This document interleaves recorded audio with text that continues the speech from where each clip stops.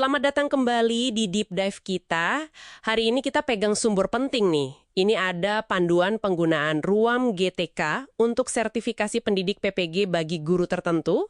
Rilisnya 26 Mei 2025 dari Kementerian Pendidikan Dasar dan Menengah.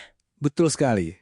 Nah, Anda mungkin udah pada tahu ya, PMM itu kan sekarang udah jadi ruang GTK, bagian dari Rumah Pendidikan sejak Januari 2025. Ya, transformasinya cukup signifikan.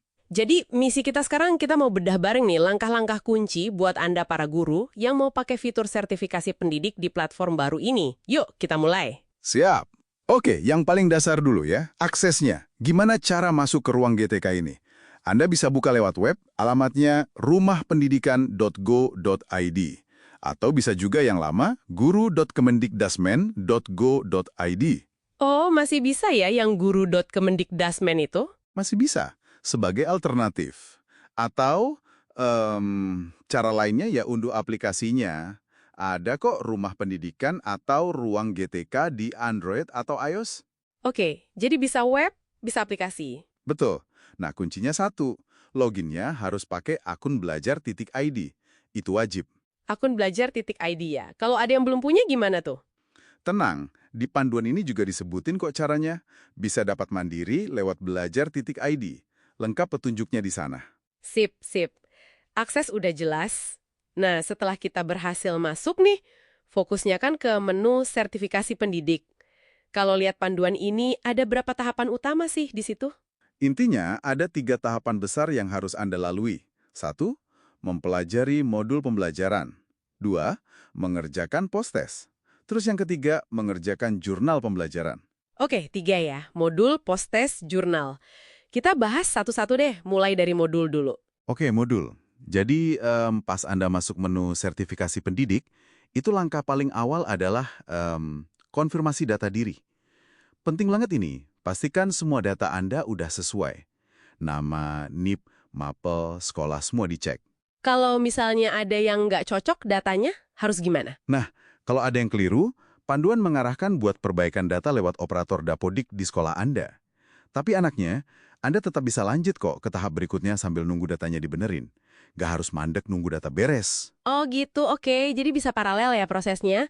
Terus di dalam modul itu isinya apa aja sih? Isinya lumayan padat ya. Ada unit-unit pembelajaran pastinya. Terus ada materi penting kayak naskah akademik.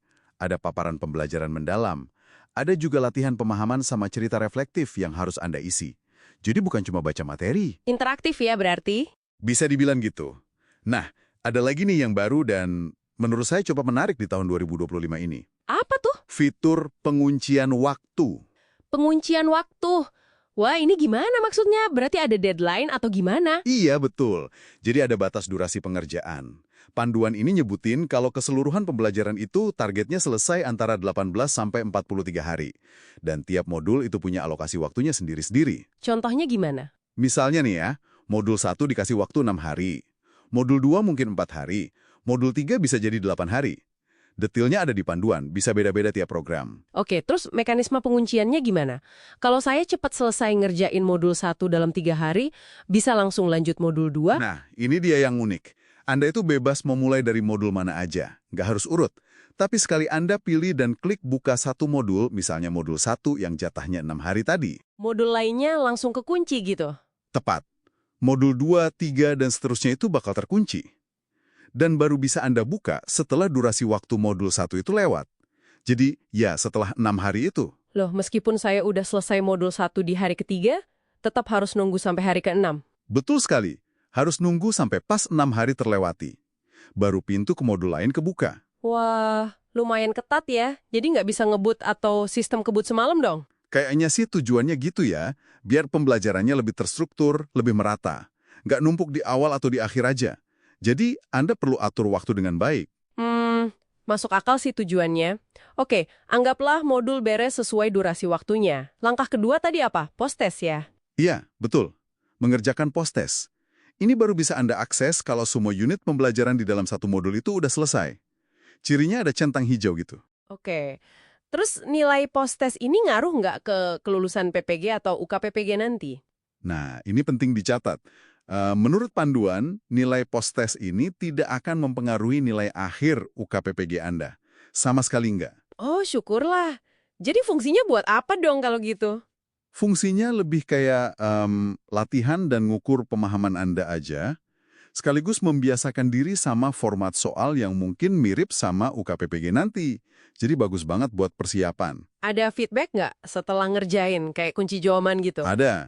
Setelah selesai, sistem langsung nampilin skor Anda, terus dikasih lihat jawaban Anda yang mana, jawaban yang benar yang mana, bahkan sampai bobot nilainya. Ini bisa jadi bahan evaluasi diri yang bagus kan? Oh, saya lemahnya di bagian ini, gitu. Anda juga bisa ngerjain ulang kok post-testnya buat latihan lagi. Oke, baguslah kalau buat latihan. Nah, modul udah, post-test udah. Tinggal tahap ketiga, jurnal pembelajaran. Ini gimana? Betul, tahap terakhir. Ini dikerjakan setelah semua modul dan post-testnya selesai semua ya. Anda diminta milih satu aksi nyata terbaik dari kegiatan pembelajaran Anda selama ikut program ini. Terus Anda buat jurnalnya, lalu diunggah dalam bentuk PDF. Ada batasan ukuran filenya? Ada, maksimal 10 MB disebutkannya. Nah, jurnal ini juga nggak cuma dokumen aja, tapi harus dilengkapi deskripsi dan refleksi. Refleksi ya? Ada ketentuannya. Ada. Di bagian kriteria kelulusan jurnal, itu disebutin minimal 300 kata untuk refleksinya. Jadi harus cukup mendalam. Wah, 300 kata. Lumayan juga ya. Terus soal penilaiannya? Penekanannya kuat banget di orisinalitas. Harus karya asli Anda, nggak boleh plagiat sama sekali. Nanti setelah diunggah, statusnya jadi menunggu hasil validasi. Kalau ternyata ada yang kurang, Anda bakal dapat notifikasi saran perbaikan. Saran perbaikannya spesifik? Ya, harusnya spesifik.